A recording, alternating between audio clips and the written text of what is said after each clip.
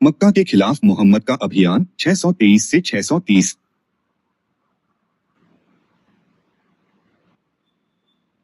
पैगंबर मोहम्मद का मदीना में स्थानांतरण उनके भविष्य सूचक मिशन की सफलता के लिए एक वरदान साबित हुआ। यह एक बहुत ही संभावित परिणाम था कि मुसाब इब्न उमैर का पूर्व मिशन यहाँ तक कि मोहम्मद की अनुपस्थिति में बड़ी संख्या में इस्लाम में परिवर्तित होने में सफल रहा। पैगंबर अपने बेसब्री से इंतजार कर रहे शिष्यों से एक नायक के स्वागत के लिए मदीना पहुंचे। मदीना कई बुतपरस्त और यहूदी जनजातियों द्वारा बसा हुआ था, बाद वाला अमीर और अधिक प्रभावशाली था। जल्द ही मदीना के अधिक से अधिक नागरिक, ज्यादातर मूर्ति पूजक जनजातियों से उसके मिशन में शामिल होने लगे। जिहाद का बीजारोपण। इब्न इशाक के अनुसार मदीना में अपने स्थानांतरण के पहले वर्ष के भीतर मोहम्मद ने शहर की जनजातियों के साथ एक संधि पर हस्ताक्षर किए थे, जो प्रसिद्ध रूप से मदीना के संविधान के रूप में जाना जाने लगा। इस संधि में विशेष रूप से कुरैश के खिलाफ मोहम्मद के हिंसक इरादे को रेखांकित करने वाले खंड शामिल थे। 43 ऐसे दो खंड थे। किसी काफिर के खून के लिए किसी आस्तिक को मौत के घाट नहीं उतारा जाएगा और न ही किसी काफिर को मुसलमानों के खिलाफ समर्थन दिया जाएगा। बहुदेववादी मदीना के कुरैश की संपत्तियां व्यक्ति को अपने संरक्षण में नहीं लेंगे और न ही उनके खिलाफ हस्तक्षेप करेंगे।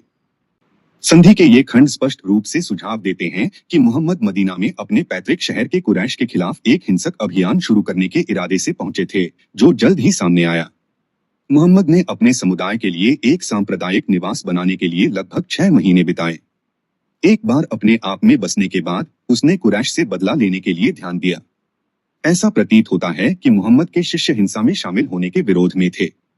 अल्लाह मोहम्मद की सहायता के लिए आया। हिंसा भड़काने वाली छंदों की झड़ी का खुलासा करते हुए मुसलमानों से जिहाद या पवित्र युद्ध में शामिल होने का आग्रह किया, शुरू में कुरैश के खिलाफ और बाद में सभी गैर मुसलमानों के खिलाफ।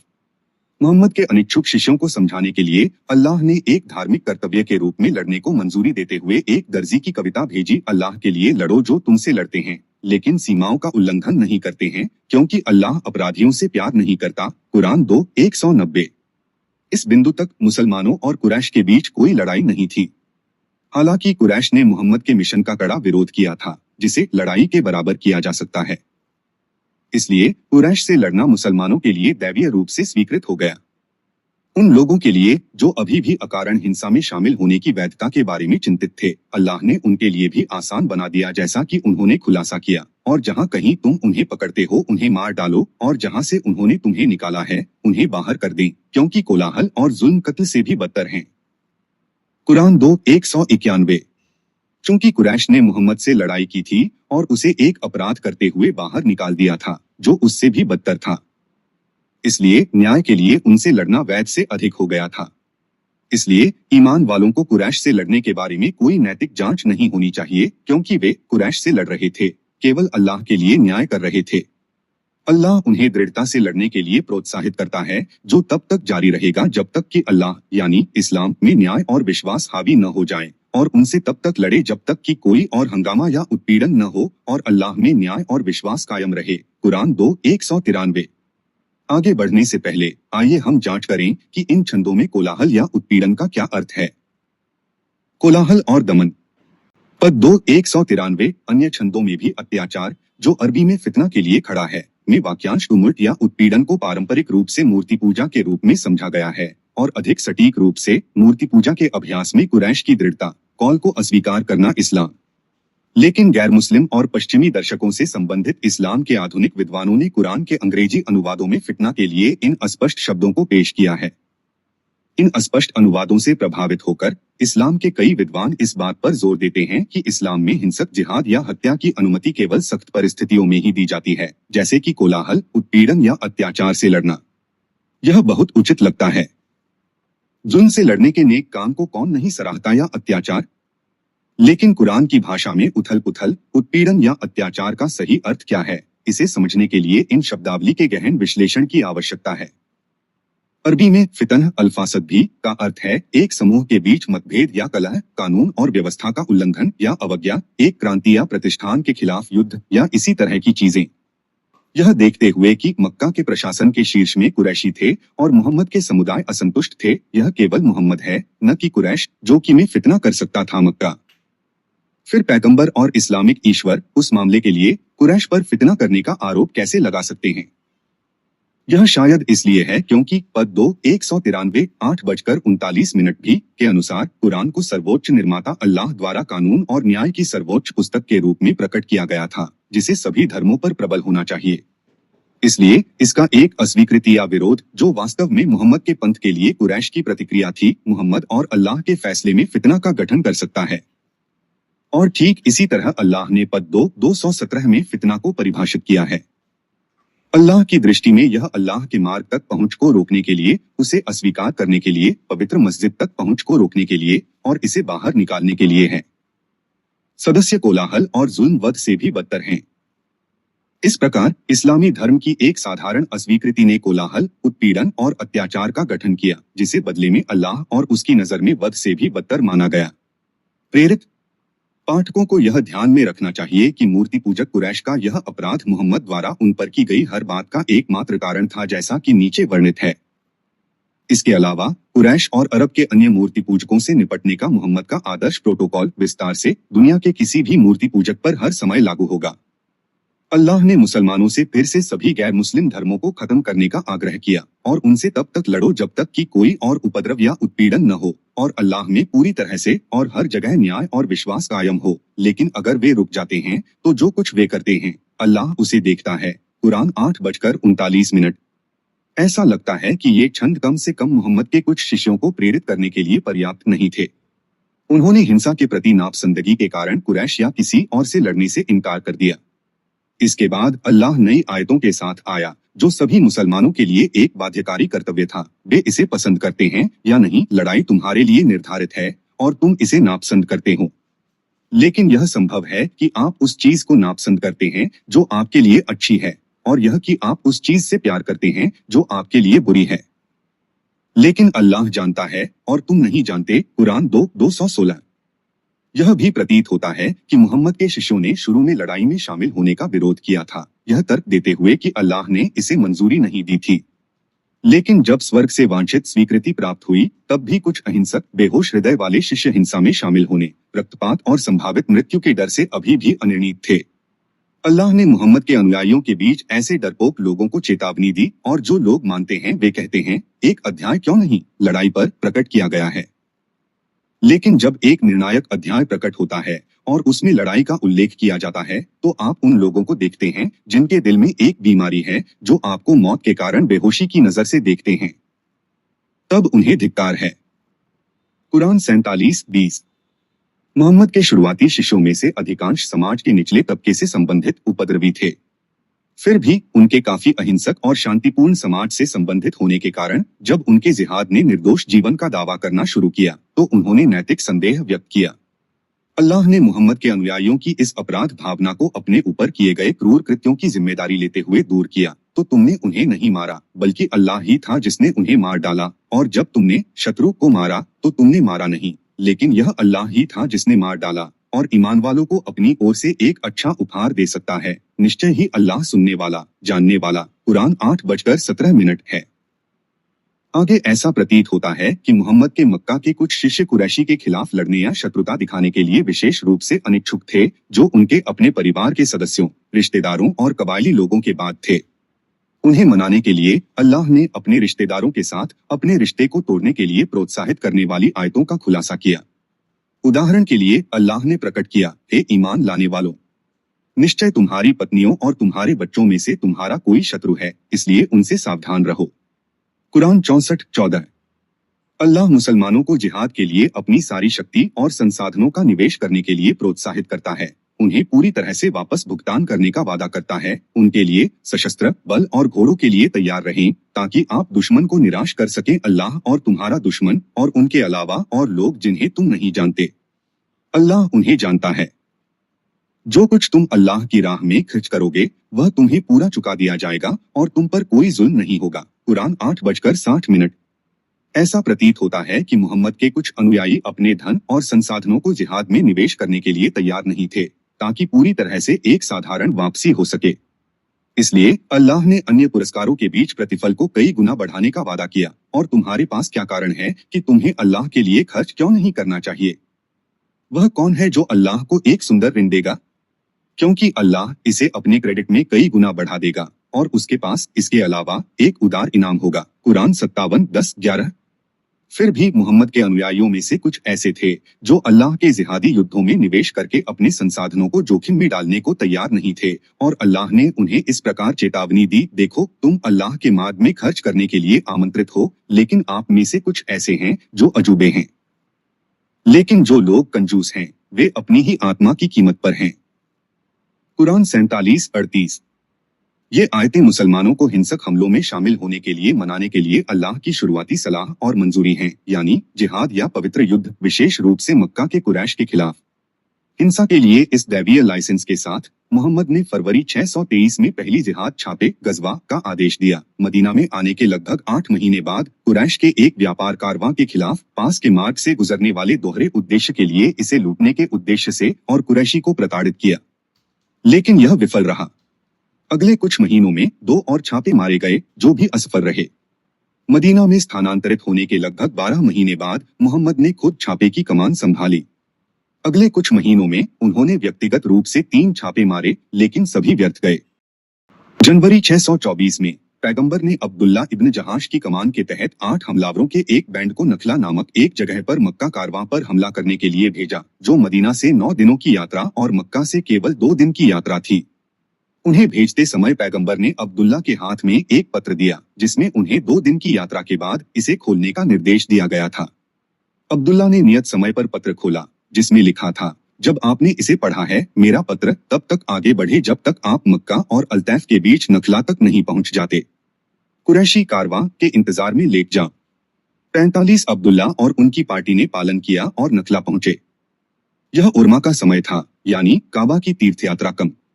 आने वाले कारवां से घबराने के लिए मुस्लिम हमलावरों में से एक ने अपना सिर मुंडवा लिया, ताकि यह आभास हो कि वे तीर्थयात्रा से लौट रहे हैं और इसलिए शत्रुतापूर्ण नहीं हो सकते। एक बार जब कारवां अपनी पहुंच के साथ आया तो वे उस पर गिर पड़े। कारवां का एक परिचारक मारा गया, 2 को पकड़ लिया गया, जबकि दूसरा फरार हो गया। वे अमीर कारवां और 2 कैदियों के साथ मदीना लौट आए। रजब का पवित्र महीना था, वर्ष के 4 महीनों में से एक, जब अरब परंपरा में लड़ाई और रक्तपात निषिद्ध था। सदियों पुरानी पवित्र प्रथा के इस उल्लंघन ने मोहम्मद के कुछ शिष्यों सहित मदीना के नागरिकों में बहुत असंतोष और आक्रोश पैदा किया। इसने पैगंबर को एक अजीब स्थिति में पहुंचा दिया। उसने शुरू में अपराधियों के कंधों पर दोष डालते हुए घटना से खुद को दूर करने की कोशिश की, लेकिन यह देखते हुए कि अब्दुल्ला और उसके सहमलावरों का दिल टूट गया था, जो संभावित रूप से भविष्य के छापे को हतोत्साहित कर सकता था, अल्लाह ने रक्तपात को सही ठहराने के लिए निम्नलिखित कविता का खुलासा करके जल्दी से बचाव में आया, भले ही यह पवित्र महीने के दौरान हुआ हो। वे तुझसे निषिद्ध महीने में लड़ने के विषय में पूछते हैं। कहो, उसमें लड़ना एक कब्र अपराध है, परंतु अल्लाह की दृष्टि में यह अधिक गंभीर है कि वह अल्लाह के मार्ग में प्रवेश न करे, उसे नकारे, पवित्र मस्जिद में प्रवेश न करे और उसके सदस्यों को बाहर निकाल दे। कोलाहल और जुल्म वध से भी बदतर हैं। और न ही वे तुमसे तब तक लड़ना बंद करेंगे जब तक कि वे तुम्हें तुम्हारे ईमान से मुकर न कर दें। कुरान 2:217।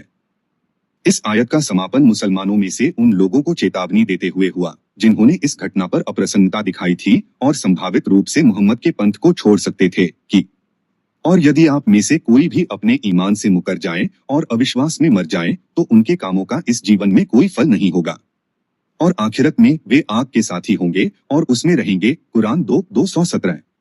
इस आदेश के साथ किसी भी समय, कहीं भी, किसी भी कारण से कुरैश या किसी भी कथित दुश्मन से लड़ना और मारना दैवीय रूप से उचित हो गया। पैगंबर ने अब्दुल्ला को अमीरुल मोमिनीन की उपाधि से भी सम्मानित किया, ईमानदार। यह ध्यान में रखा जाना चाहिए कि इस सफल लूट छापे से पहले मोहम्मद का समुदाय अत्यधिक कठिनाइयों से पीड़ित था। इसलिए इस खून से लदी लेकिन सफल छापे का मोहम्मद के समुदाय और पंथ के लिए एक विशेष महत्व था कि इसने उन्हें अपनी कठिनाइयों को कम करने के लिए समृद्ध लूट युद्ध का विनाश लाया। अल्लाह ने लूट की लूट को मुसलमानों के लिए वैध बना दिया, यह खुलासा करते हुए अब जो तुमने जीता है उसका आनंद लो, वैध और अच्छा, और अल्लाह के प्रति अपना कर्तव्य रखो। कुरान 8:69। अल्लाह ने युद्धों में पकड़ी गई लूट के वितरण पर एक आयत कुरान 8:41 भी प्रकट की और तदनुसार पैगंबर ने लूट का 5वां हिस्सा अपने हिस्से के रूप में रखा और शेष हमलावरों के बीच वितरित किया गया। अधिक राजस्व लाने के लिए फिरौती के लिए 2 कैदियों का आदान प्रदान किया गया। 46 मोहम्मद और उनके समुदाय के लिए इसने गैर मुस्लिम कारवां और समुदायों की आजीविका के प्रमुख स्रोत के रूप में लूटपाट की शुरुआत को भी चिह्नित किया। बदरी का महान युद्ध।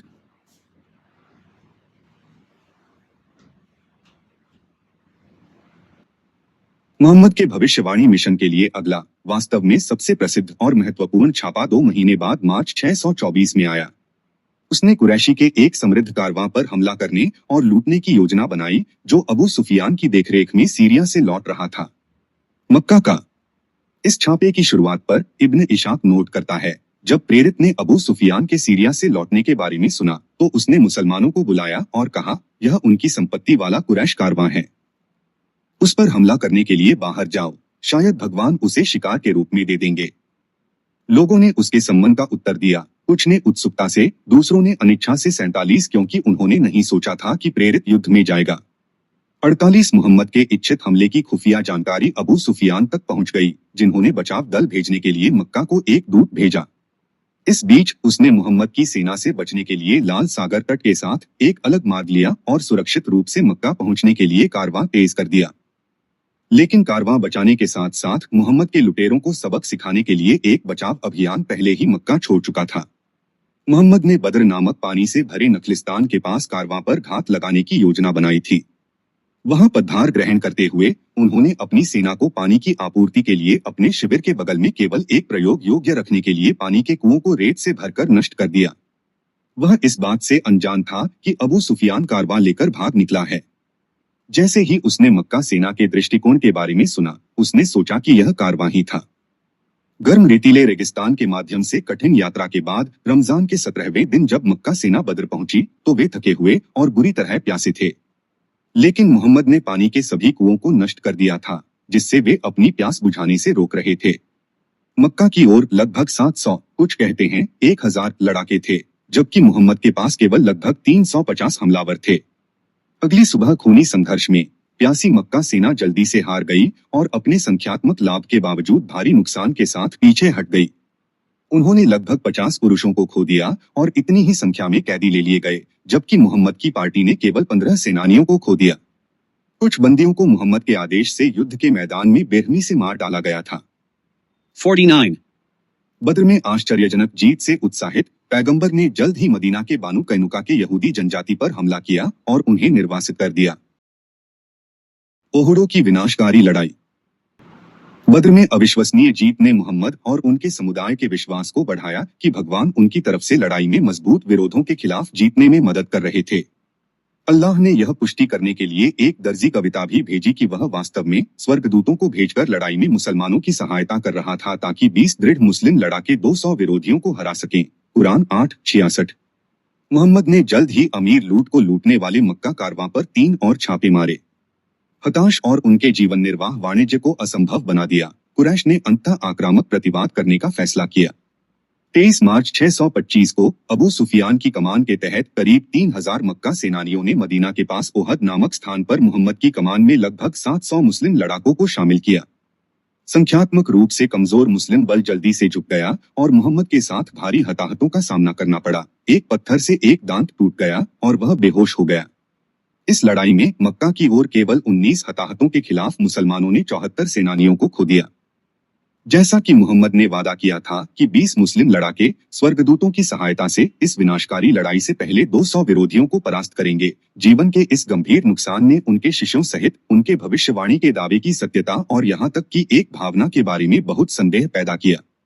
उसके खिलाफ दुश्मनी का। उनके विरोधियों, विशेष रूप से यहूदियों और पाखंडी अब्दुल्ला इब्न उबाई, नीचे देखें क्योंकि वह एक पाखंडी थे, ने भी इस घटना का इस्तेमाल मोहम्मद को अपमानित करने और उनके भविष्यवक्ता के बारे में संदेह फैलाने के लिए किया।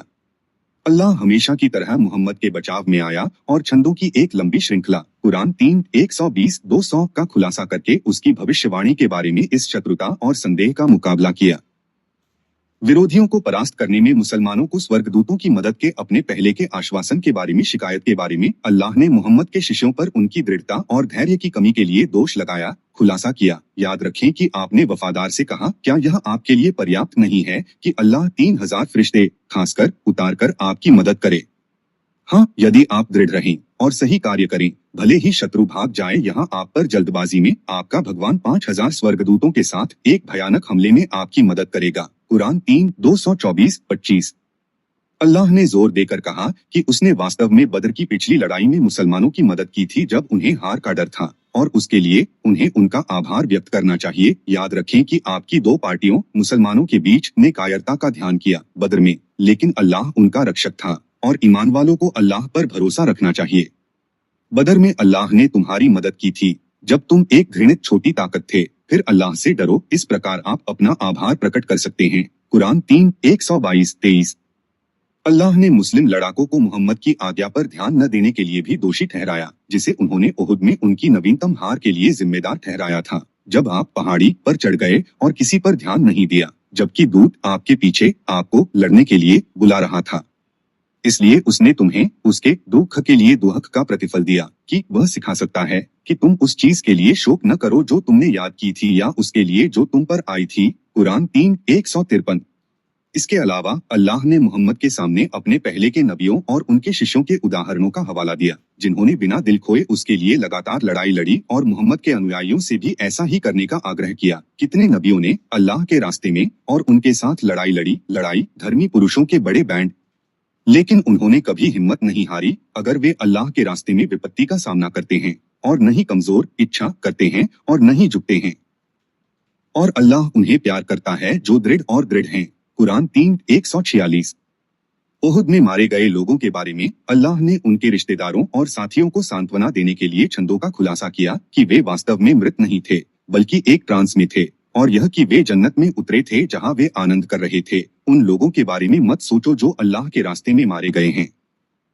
नहीं, वे अपने रब के सामने अपना भरण पोषण पाकर जीवित रहते हैं। वे अल्लाह द्वारा प्रदान किए गए इनाम में आनंदित हैं, और जो पीछे छूट गए हैं, जो अभी तक उनके साथ शामिल नहीं हुए हैं, शहीदों की महिमा इस तथ्य में है।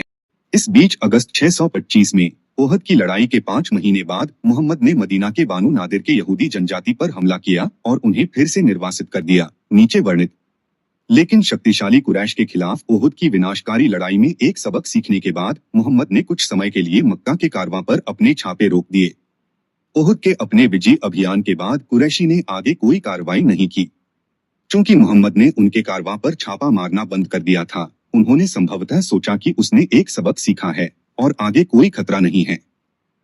इस बीच मोहम्मद ने अपने धर्मांतरित और भौतिक समर्थन निर्वासित बानु कैनुका और नादिर जनजातियों से कब्जा कर लिया। नीचे देखें को बढ़ाकर अपनी शक्ति को मजबूत करने के लिए समय लिया। लगभग 1 वर्ष की राहत के बाद उसने अप्रैल 626 में मक्का के कारवां पर अपने छापे फिर से शुरू किए। अमीर कारवां पर तेजी से सफल छापे ने मुसलमानों को लूट, ऊंट और गुलामों में बहुत अमीर बनाना शुरू कर दिया। इस बिंदु पर अपने लूटपाट करने वाले लुटेरों को मजबूत करने की मांग करते हुए मोहम्मद ने अपने छापे में शामिल होने के लिए आसपास के गैर मुस्लिम जनजातियों को आमंत्रित किया था।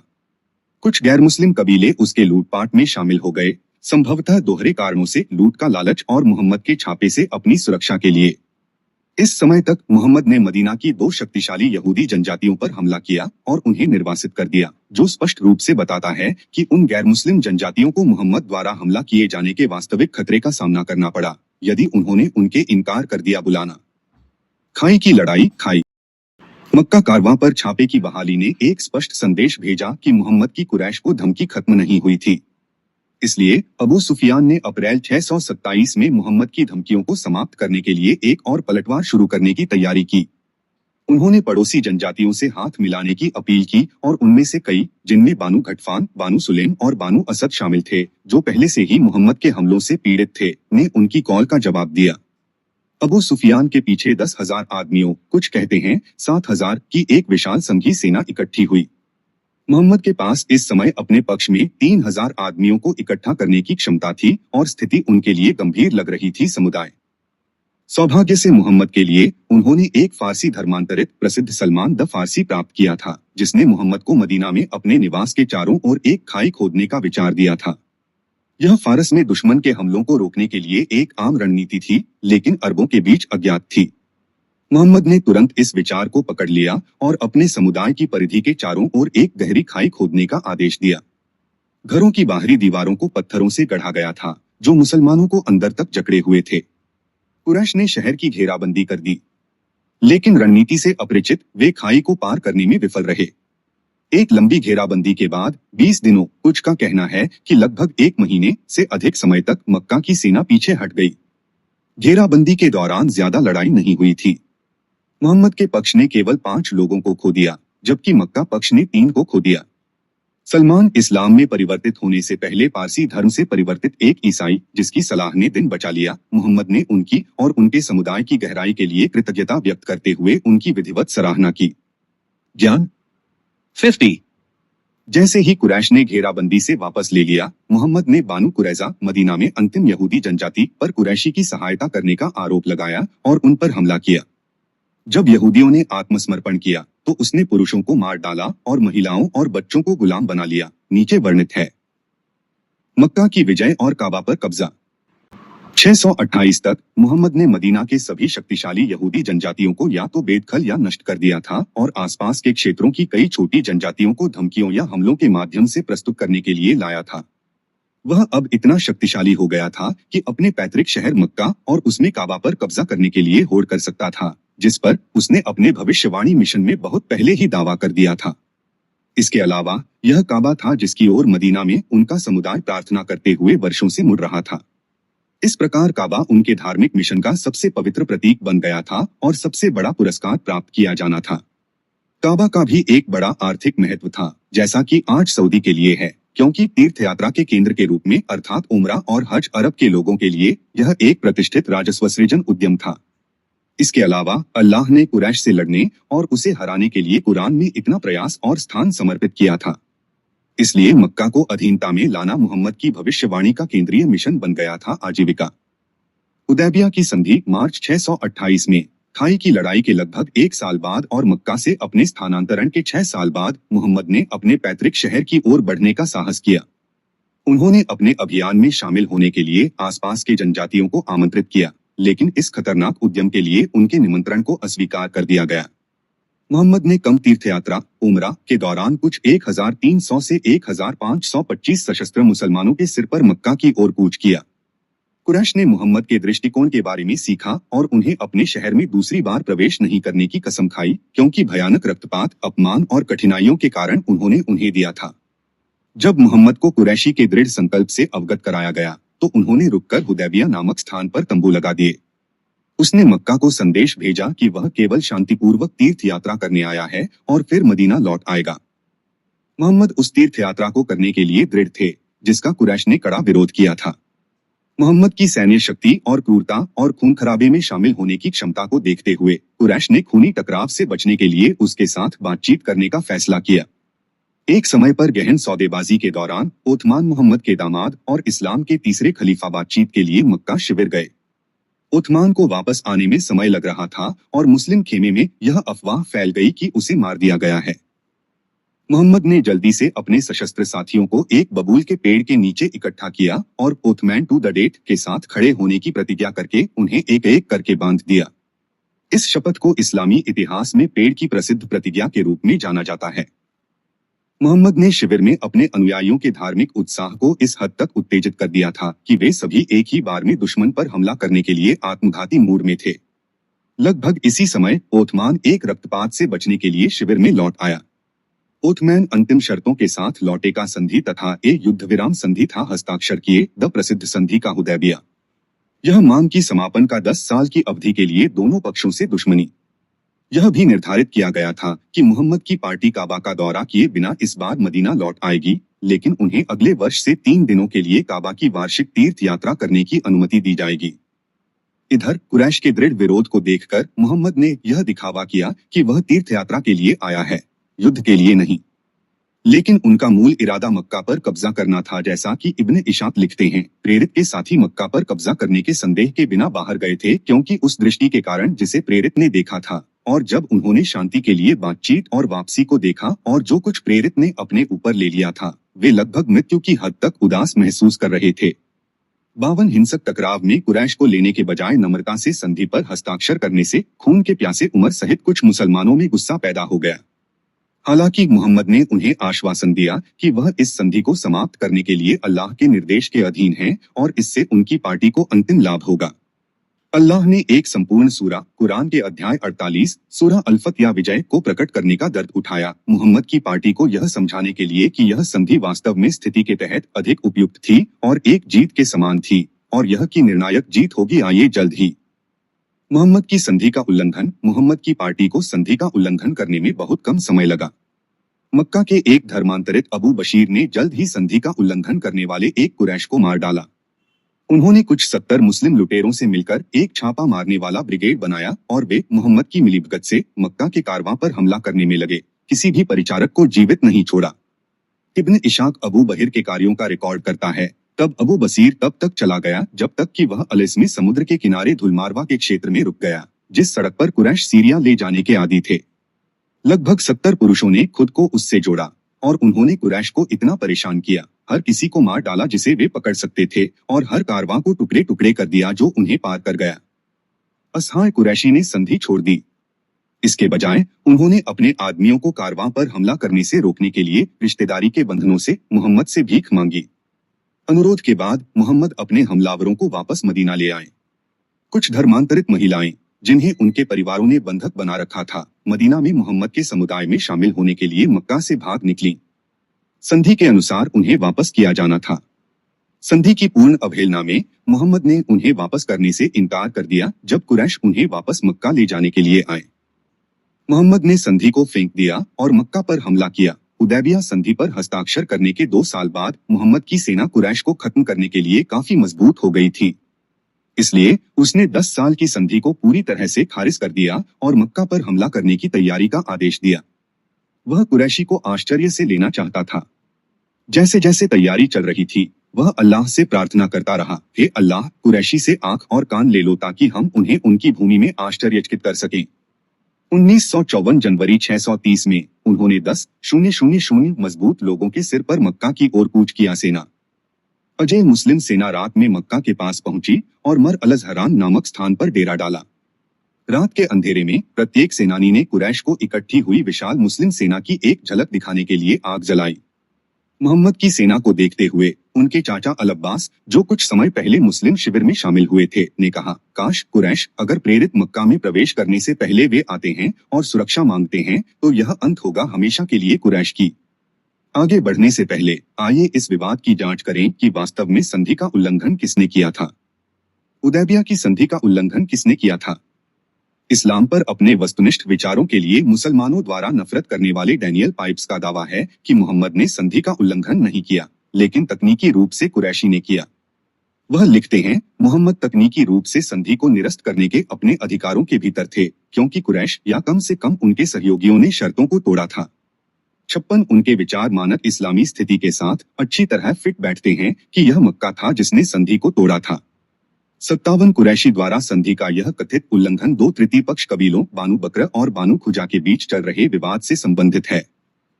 बानु बकर कुरैश का सहयोगी था, जबकि बानु खुजा का था मोहम्मद। अल-अखबारी के अनुसार मोहम्मद के घटनास्थल पर आने से पहले बानु बकर के मलिक बिन अब्बद नाम के एक व्यापारी ने अपने व्यापार यात्रा पर बानु खुजा के कुछ लोगों द्वारा हमला किया, जिन्होंने उसे मार डाला और उसकी संपत्ति ले ली। जवाबी कार्रवाई में बानु बकर ने बानु खुजा के एक व्यक्ति की हत्या कर दी।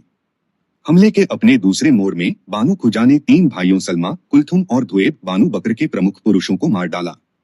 जवाबी कार्रवाई में बानु बकर ने मुनाबिह नाम के एक बानु खुजा आदमी को मार डाला, जिसमें कुछ कुरैश ने रात के अंधेरे में बानु बकर की कथित तौर पर सहायता की थी।